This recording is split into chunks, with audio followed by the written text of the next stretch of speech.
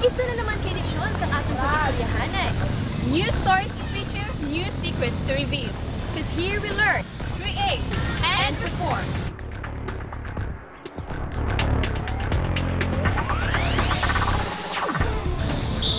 Dili lang natin sa RSTV!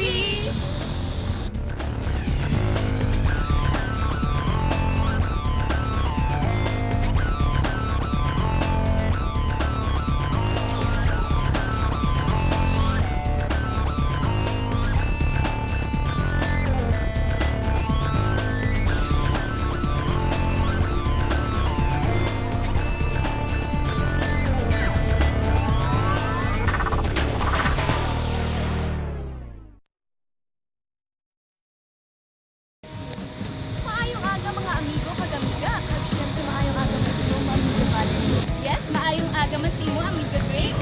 Wow, do ka na, amiga din sa katong nga atmosphere din sa lagoon. Oo, amiga Grace. Kag may nagasaot-saot pag idiri sa atang likod. Ay, dyan, ay, nandito yung si amigo Mark naman. Oo, ganito kagina pa ta diri.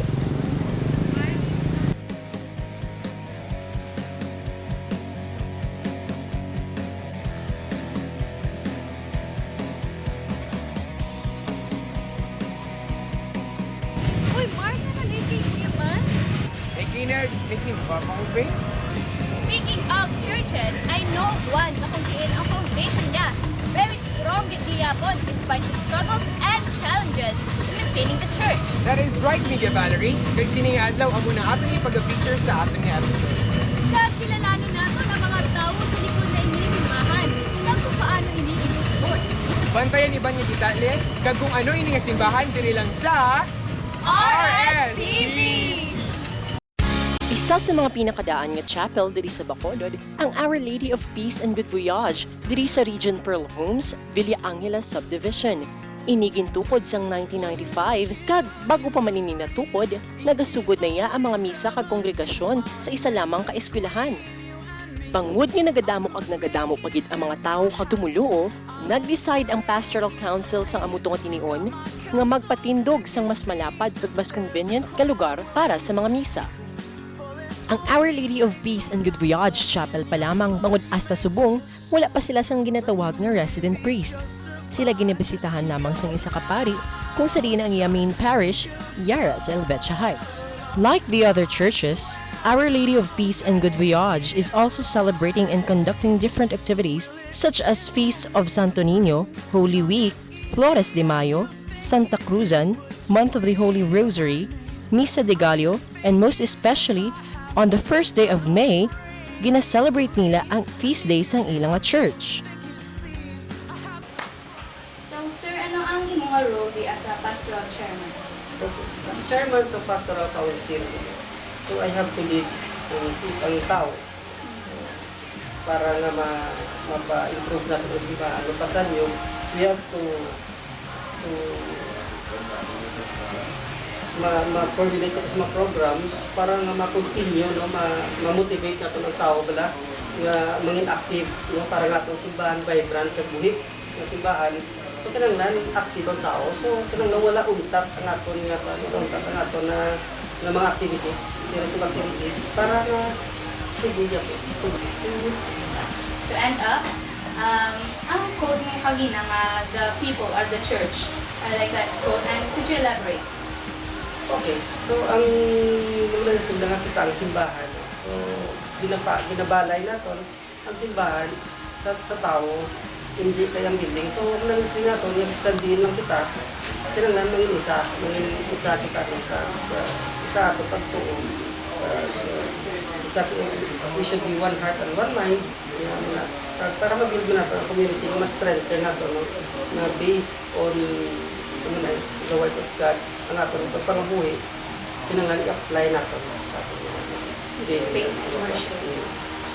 Thank you very much, and thank you. Bilis ang ating mga tinatawag na Pastoral Council Chairman. Oo, and it's a wonder how they could balance their time knowing na may family sila kag-work. But I know that God is really helping them na makasurvive sa aton nga strenuous life here sa earth. So anyway, kadalo na kita kadalo. So, Siguro mapusina to sa atong next nga topic. And of course, this is very interesting. Kay kita magasulod sa aton nga church. So, nakata? Nakata!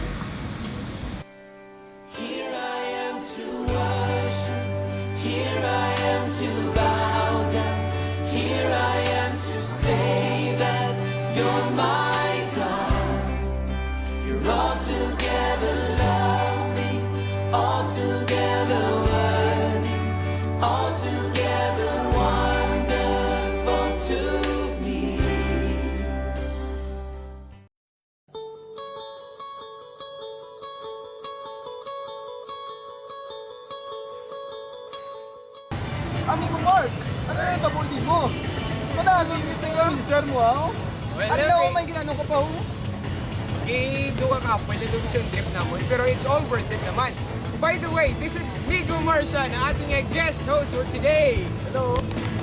Kagsubong naman, kilalahon natin ang pamalakad sa misa, ang pare. Let's get it on! 5 months na in service si Monsignor Nick Milicor sa Sininga Chapel. And according to him, very progressive gidiya ang Sininga community in terms of activities that is making the chapel alive. Siya mismo ang gahold sa mga marriage and baptismal nga ginaheld sa Sininga Chapel. Kagat last nakilala tamang gid ang Our Lady of Peace and Good Voyage. Yes, kata namin magidali sa ilang nga church. Gagabay nga pagpaday nila ang pag-maintain sa ilang relationship with Christ and with other people. We wish only the best for you.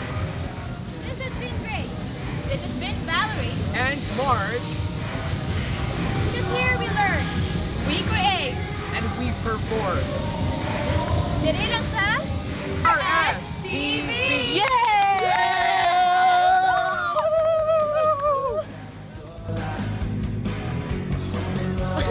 Okay, go!